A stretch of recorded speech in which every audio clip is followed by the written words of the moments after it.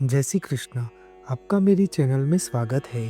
सनातन धर्म में सभी तिथियां महत्वपूर्ण मानी जाती है, लेकिन एकादशी तिथि का विशेष महत्व माना गया है। इस बार की मोक्षदा एकादशी की तिथि मार्गशीर्ष माह के शुक्ल पक्ष की एकादशी को मोक्षदा एकादशी कहा जाता है। यह एकादशी 11 दिसंबर 2024 यानी कि बुधवार के दिन मनाई जाएगी।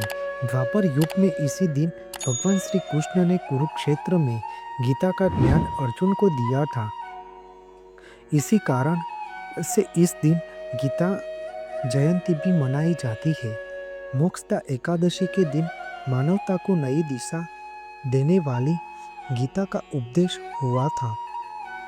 शास्त्रों में मोक्षदा को मौना एकादशी या मौन 11 भी कहते हैं। यह तिथि पितृओं की पूजा के लिए भी श्रेष्ठ होती है। इस दिन दान दक्षिणा देने से पूर्वजों को मोक्ष मिलता है। पुराणों के अनुसार श्री कृष्ण ने अर्जुन को बताया था कि मोक्षदा एकादशी पर विष्णु जी का पूजन श्री दामोदर रूप में किया जाता है। यह व्रत भगवान विष्णु जी को समर्पित होता है।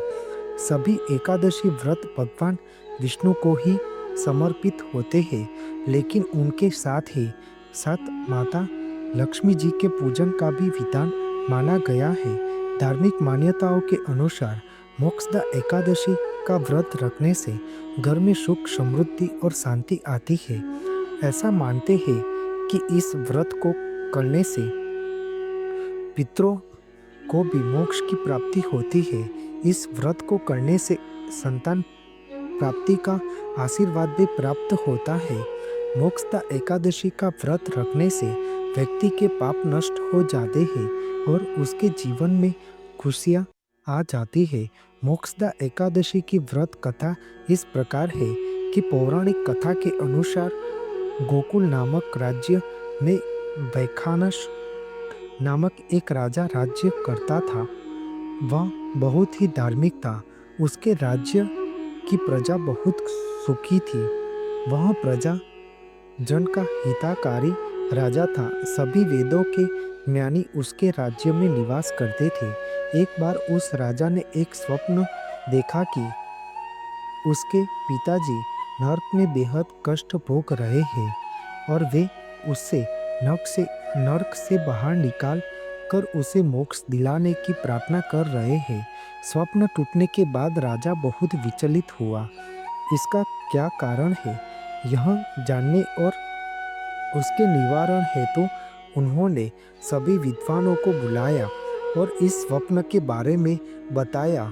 जब कोई कुछ नहीं बता सका तो उन्होंने राजा को पर्वत मुनि के आश्रम में जाने का सुझाव दिया, जो कि वह भूत भविष्य और वर्तमान सभी कुछ देख सकते थे। राजा उनके आश्रम जाकर यथा योग्य अभिवादन के पश्चात अपनी चिंता का कारण बताया। पर्वत मुनि ने अपने ध्यान साधना से राजा के पिता के पाप कर्मों को जान लिया और राजन को कहा कि उन्होंने पूर्व जन्म में अपनी पत्नियों में भेदभाव किया था। अपनी बड़ी रानी को के कहने में आकर राजा के पिता ने अपनी दूसरी पत्नी को ऋतुदान मांगने पर नहीं दिया था। उसी पाप कर्म के फल से तुम्हारा पिता नरक में गया है। उन्होंने राजा को सब कुछ बताकर उन्हें मोक्षदा एकादशी का व्रत करने को कहा, जो कि समस्त मासों में उत्तम मार्गशीर्ष माह को में पड़ता है। राजा ने तब कुटुंब सहित मोक्षदा एकादशी का व्रत किया। उससे प्राप्त पुण्य को पिताजी को सौंप दिया, जिससे उनको नरक से मुक्ति मिल गई। पिता ने प्रसन्न होकर राजा को ढेरों आशीर्वाद दिए।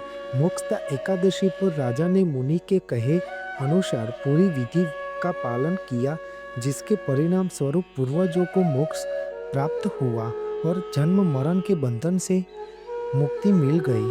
तभी से यह उपवास मोक्ष प्रदान करने वाला चिंतामणि के समान है। मोक्षदा एकादशी का व्रत करने का कुछ नियम है।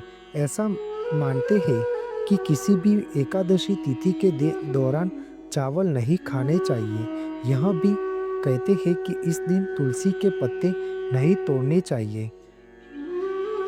कहा जाता है कि इस दिन फल फूल भी नहीं तोड़ने चाहिए, इसलिए भगवान को चढ़ाने वाले फूल और पत्ते एक दिन पहले ही तोड़ लेना चाहिए। दूसरे व्यक्ति द्वारा दिया गया अन्न या भोजन भी ग्रहण नहीं करना चाहिए। मानते हैं कि ऐसा करने से मनुष्य का पुण्य कम हो जाता है। इस दिन क्रोध करने से बचना चाहिए। बहुत ही शांत तथा सात्विक तरीके से इस एकादशी व्रत को संपन्न करना चाहिए। इस प्रकार मोक्षदा एकादशी का अत्यंत महत्व माना जाता है। इस मोक्षदा एकादशी के दिन भगवान विष्णु की पूजा अर्चना भक्ति भाव से करना चाहिए। उस दिन प्रभु नाम स्मरण में जागरण करना चाहिए। कहते हैं कि अगर आप भी जन्म मरण के बंधन से मुक्ति पाना चाहते हो तो मोक्षदा एकादशी का व्रत जरूर करना चाहिए। इस एकादशी व्रत के दिन भगवान श्री हरि विष्णु के साथ माता लक्ष्मी की कृपा सदैव बनी रहती है। यह व्रत करने से सर्व पापों का नाश होता है और मृत्यु के बाद वैकुंठ लोक की प्राप्ति होती है।